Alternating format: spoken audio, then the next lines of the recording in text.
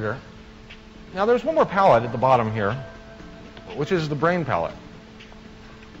Now this is what you're really trying to do here, is you're trying to save away a little bit of funds as you're playing the game and slowly invest them in the brain. This is kind of like your college savings account. You know, a lot of times you're buying stuff, oh, I'm getting beat up, I'm going to buy better weapons, or I'm going to hide or run faster. But if you can save a little bit extra, you start investing it in the brain and you work your way up kind of this ladder. Now, once you get the highest level brain, your creatures actually become sentient, and you move to the next phase. Now, at this level, the game actually mutates from kind of a first-person eater to an RTS. Now we're controlling a whole little herd of these guys. Now, one thing that I talked about landmarks last time in my talk last year, and I'm going to show you just a few of the landmarks for me in the design. One of the landmarks is I've always been fascinated with the idea of monkeys with guns.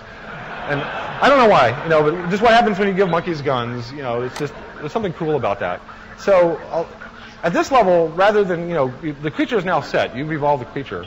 But at this level, I can buy them tools.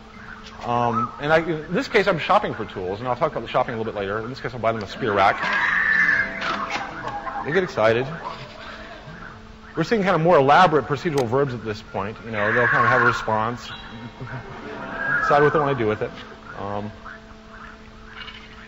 I'm going to try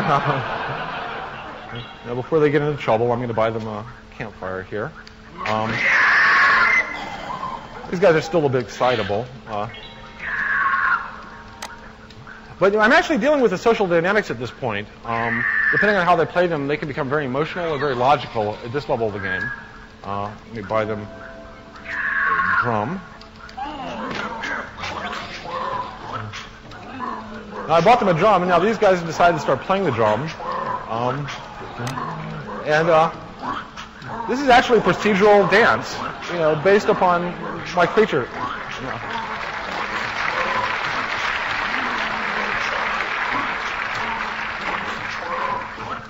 So at this level of the game, you're playing it kind of like Populist or something. I'm buying them tools. It's influencing what they can do. I can control groups of them now. I'll send them out on hunting parties. And I'm, in fact, competing with other tribes. At this level, the ladder that I'm climbing is I'm really upgrading their hut. And so I'm going to buy them a better hut here, which will allow me to buy them better tools and also allow my tribe to grow. And I'm competing with other tribes for members. They have to do with food and stuff like that. Now, they're just basically living in this little corner of the world. I'm going to skip ahead a bit here. As I upgrade the hut here, eventually I upgrade it to the next